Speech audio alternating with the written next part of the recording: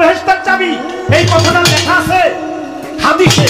এই হাদিসের কথাটুকু এটা টেলিভিশনে দেখায়, এটা গাড়ির বাসার মধ্যে লাগায়, এটা মসজিদে লাগায়, এটা দেয়ালে লাগায়। তোমার দেখতে মন না চাইলো যে কানা হইতে দিবে, কিছু বলতে পারবে না, একেবারে সাবধান।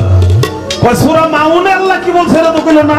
মাউনে তো আল্লাহ তাআলা বলছে ফালাইলুল লিল মুসাল্লিনা, ওই প্রকার মুসল্লির জন্য রাখছি ওয়াইল তুজুক, যারা নামাজ পড়ে এবং এতিম ঠকায়, যারা নামাজ পড়ে মিথ্যা কথা কয়, যারা নামাজ পড়ে চুগলখড়ি করে, যারা নামাজ পড়ে এতিমকে সাহায্য করে না, যারা নামাজ পড়ে মানুষকে ঠকায়, অন্যায় কাজ সুদ ঘুষ খাইবো, সব কাজ করব, আর নামাজ পড়ে মাইসেরে দেখাইবো আমি খুব ভালো মানুষ।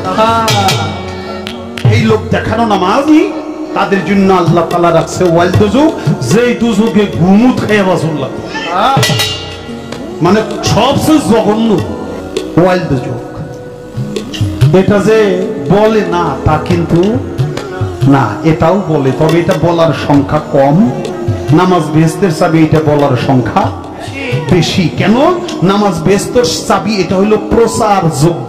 আমি বলার জন্য চেষ্টা করলাম, বেহেশতের আশা করো না। মাওলা আলী আলাইহিস সালাম বলছে তার নাহজাল বালাগা কিতাবের মধ্যে, তোমাকে বেহেশতের আশা করো না নামাজ পড়া। নামাজ পড়া যদি বেহেশতের আশা করে তাকে বলে লোভী, আর যে ব্যক্তি দুজকের ভয়ে নামাজ পড়ে তাকে বলে কাপুরুষ।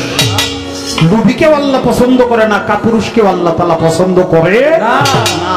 তাই মাওলা আলী বলছে তুমি এমন ভাবে ইবাদতে রুজু থাকো যেন জান্নাতি তোমারে খুঁজে, যে আমার ভিতরে ওই শরীয়তের দরকার, আমার ভিতরে ওই আবুলের দরকার, জান্নাতি খুঁজে খুঁজে তোমাকে নিবে। এটা তো অনেক ভালো কথা, চমৎকার কথা। এটাই তো আমাদের উদ্দেশ্য হওয়া, আমাদের উদ্দেশ্য তো তাই থাকা দরকার। যাক বাবা আমার কাছে প্রশ্ন করছে, আর একটা নামাজের সাথে হলো যাকাত। কোরআনে 82 বার আল্লাহ তাআলা বলছে ওয়াকিমুস সালাত ওয়াজ যাকাত, তোমরা সালাত কায়েম করো, যাকাত আদায় করো। এখন আপনারা বছরে একবার দেন, এটার কারণটা আমরা বছরে একবার যে যাকাত দেই এটা আমরা নামাজের যাকাত দেই না, এটা হলো মালের যাকাত নাকি বাবা? আপনার বছরে একবার কি এই কথা কয় কোন মোল্লা মুন্সি, কোন আলেম ফাজল এরকম কিছু কয়? মুফতি মুহাদ্দিস মাওলানা যে আপনি এক বছরে কয় ওয়াক্ত নামাজ কাজা করছেন, এই নামাজের যাকাতটা দেন, এটা কয়? আপনারা যাকাত দেন কিসের? মালধনের যাকাত দেন না? স্বর্ণ থাকলে তার যাকাত আছে, জায়গা জমি, নগদ টাকা, অন্যান্য ধন সম্পদ যা আছে, এটা বছরে একবার আপনি যাকাত দিয়া আপনার মালধনকে পবিত্র করবেন, যেন আপনার মালধন এটা আপনার অনুকূলেই মাওলার কাছে জবাব।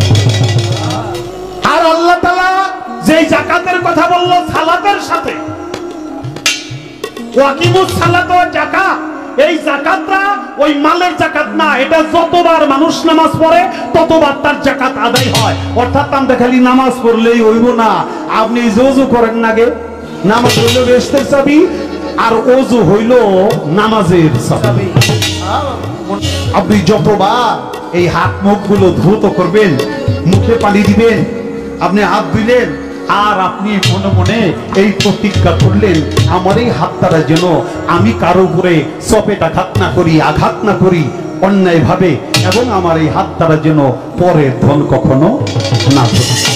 আপনি মুখে পানি দিলেন, সাথে সাথে আপনার মনে সংকল্প থাকতে হবে যে আমি যে মুখে পানি দিলাম, মুখটা পবিত্র হয়ে গেল, পরিষ্কার হয়ে গেল, এই পবিত্র জবানে আমি যেন মিথ্যা কথা না বলি, চুগলখড়ি না করি, আমি যেন এই মুখের অপব্যবহার না করি।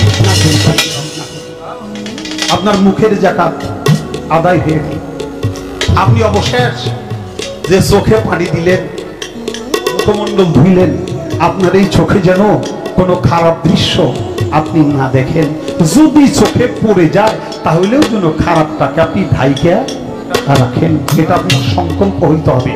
আপনি মাথা মোছর করলেন, এই ব্রেন হলো অঙ্গকে অঙ্গ প্রত্যঙ্গকে পরিচালনা করে। বাবা আমি হাতটা লাড়ুন, এটা আমার ব্রেনে যদি না লড়ায় আপনি ইচ্ছা করে হাত লাড়াইতে পারবেন না, পারবেন না। আপনি পাও আপনার ব্রেনে না লড়াইলে আপনি কিছুই পাও লড়াইতে পারবেন না। অর্থাৎ সমস্ত অঙ্গ প্রত্যঙ্গ পরিচালক হলো এই ব্রেন, এই মস্তিষ্ক। এই মস্তিষ্ক মাথা যখন আপনি ধৌত করলেন, আপনার মনে মনে সংকল্প থাকতে হবে যে আমার এই ব্রেন দিয়া আমি যেন এই পৃথিবীর কোনো অকল্যাণ না করি, কোনো মানুষের জন্য ক্ষতি সাধন না করি, বরং আমার এই ব্রেন দিয়া যতটুকু পারি আমি যেন উপকার করি। আপনার মাথার জাকাত আদায় হয়ে গেল। আপনি পাও ধুইলেন, পাও দিয়েও খারাপ পথে হাঁটবেন না। আপনি সংকল্প করেন আপনার পায়ের জাকাতটা আদায় হয়ে যাবে। কান ধুইছেন, আপনার কানে খারাপ কথা শুনবেন না। যদি কেউ জোর করে শুনাইতেছে ওই জায়গাটা চলে যাবেন, নাহলে প্রতিবাদ করবেন।